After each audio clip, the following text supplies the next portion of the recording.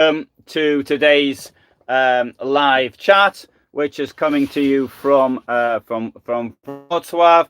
I think that I am live at the moment, although on my computer I can't see myself. If anybody can see me, please say so. I think it has actually gone live. Sorry, I don't know. I have no idea what happened. This isn't the first time something like this has ever happened to me. I've got a message up that says rotate device. So I don't, unfortunately, as I can't see it yet on my computer, I don't know if this is coming up the right way or not. Anyway, so I did do one live chat, which I didn't actually see myself in, and it came up the wrong way. And guess what? I've just seen myself. It says here, rotate device. I shall rotate my device, and now it's coming up a different angle. And I hope that this will be okay. If I have to, I don't know. Again, I'm sorry. I don't know why this should actually happen.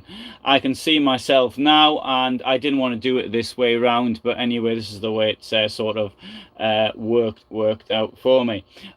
The point of today, what I want to do is to actually talk about the Ukraine war. This is something I've had in my mind now for some time, and this is meant to be a rant, and this is something that really winds me up. And it's the following: that whenever I go on every single day on YouTube, I see lots of military analysts doing analyses on where the Ukrainian counterattack is going to happen. And this winds me up for two reasons. The first thing that it really winds me up about is that some of these people are people with a great deal of military experience and background, and what they're doing is effectively the analysis that the enemy should be doing themselves. Indeed, if I were working in the Kremlin's military structure somewhere, I would be spending most of my day on YouTube. The point of doing that is to get the analysis from these experts free of charge, and then to actually put it into our own planning. During the Falklands War, Margaret Thatcher had a go at people doing the very same analysis on British television. The response that she got was, well, they'd have thought it all anyway. And the answer that she gave back to them was, maybe they wouldn't have done. And that is the situation. This effectively is giving information over to the enemy, which could then be used by them. So you've got people up there saying, oh, well, what if the attack comes at A or B or C or D? And then they go through the possibilities, also discussing the what may happen with the equipment that's been given in each individual case. I think that this is completely and absolutely wrong, that this should not be doing, and this will end up in deaths for Ukrainians because of it.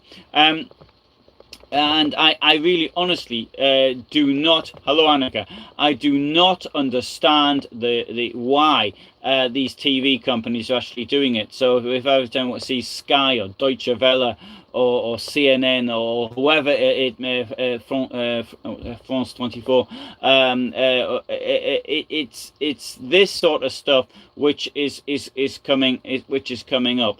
And anyway, so that's how I feel about it. In my state, I would never actually say, what if here, or here? Yeah, I'll do it after the war. I'll certainly do it the Second World War. So if only they attacked here and not here, which must have been obvious, then yes, that's something. But to do it for something that's happened in the past, yes. But for something like this, I think it's utterly and absolutely wrong. And the second thing is about the Ukrainian counteroffensive, is that this is building up expectations to a level which may not even be realistic. I've heard it repeated. Oh, Ukraine's only got one chance, and it's this year. It's got to finish the enemy off in an offensive, and the whole Russian line will collapse. It may collapse. I hope it does collapse. But it's, for example, to liberate the Crimea is not a simple operation. Crimea is extremely easily defendable. And not only that, they've had, as far as the Crimea is concerned, 9 years to actually prepare defences. And other places in the Donbass, they've had the same amount of time as well to prepare defences. Okay, in the lands that were occupied over last year, okay, the maximum would be, of course, since say February or March, to actually prepare defences. When the counterattack took place in September of last year and liberated large swathes of territory, that went into places where the defences hadn't been all that well prepared. Having said that, I have been to this area and I've seen some of the things which they did and prepared. Not only that, the amount of destruction that was caused as well. And I think most of this destruction was caused before the Ukrainians actually advanced in. One thing that comes out about Russian, the use of artillery, which is really important at the moment, is that they have the production capacity somewhere around in a year they can produce less than what they're now using in, I think it's like 2.5 weeks. And so and we see in Ukraine you've got these vast swathes of territory which have been completely destroyed by Russian artillery. And so this idea that they just flatten a place first and then they move in. You can see clearly, one can see clearly the difference between the Ukrainians, where the Ukrainians is directed artillery strikes. Of course, Ukraine has access to something like 1/10 the ammunition which Russia, or at least had, that Russia had. And artillery is probably one of the most important factors in any war. It's artillery which kills most people.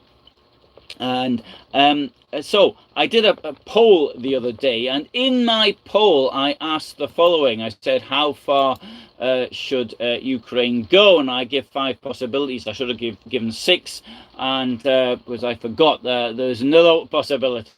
And the most extreme case is until it liberates Russia. That got most votes. That got the least amount of votes. It's hard to imagine Ukrainian tanks liberating Vladivostok, for example, but I thought I had to put that one in for completeness. Should Ukraine go to liberate all the territory it held as of 2013, that's to say liberate Crimea as well, that was the most popular, but it only got 28% of the votes. Should it go as far as liberating the Donbass, so to go back to the border as it existed in March of 2014, well, that got 22% of the votes. Should it liberate those parts which were occupied in the current war since February of last year, that got 20%, and accept a peace deal along the existing lines of the front, that got 21%. That did surprise me. And there was, of course, a 6th option, and the 6th option would have been for Ukraine to surrender and hand all of its territory over to Russia, but I forgot about that one. But I should have put it in for the sake of completeness. In my travels around Ukraine, I've asked people how far they think they should go, and clearly there's a difference now between what people think and what they thought, say, for example, a year ago. 1 year ago today, indeed, I was on a train between Lviv and Kyiv. And it was a very interesting journey as well. I had beside me, I had a gentleman who'd actually served 2 years in Afghanistan, 63 years old, and he'd left his family in Italy, and he was going back to Kharkiv. And anyway, I hope I didn't bore him, keeping him up half the night, trying to get him to recount his war stories to me about Afghanistan. And so he gave up 2 years of his life fighting in Afghanistan. Who knows what trauma and other horrors he experienced there, only to be turned on by the same Kremlin who had sent him there and getting him involved in another war 40 years later. And anyway, good. So I think that's my rant over, and thanks very much anyway so for listening to me on this one. And I shall be doing other videos. Today, incidentally, I did a video on a woman in a place called Chita, Chita in English. It's to the about 200 kilometers to the east of Lake Baikal, and her husband got killed. She doesn't know that he got killed. She was informed that he wasn't coming back, not by getting a telegram or a nice letter, but by when his wages were stopped.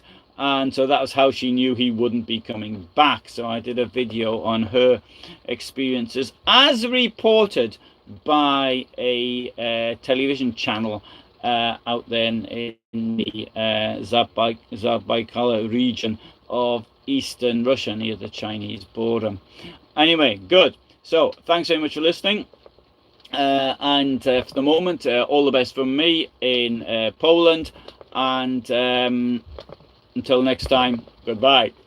Oh, I'm sorry for the problems and the fact that this is the wrong way up. But there was nothing I could actually do with it. I don't know why YouTube didn't work properly.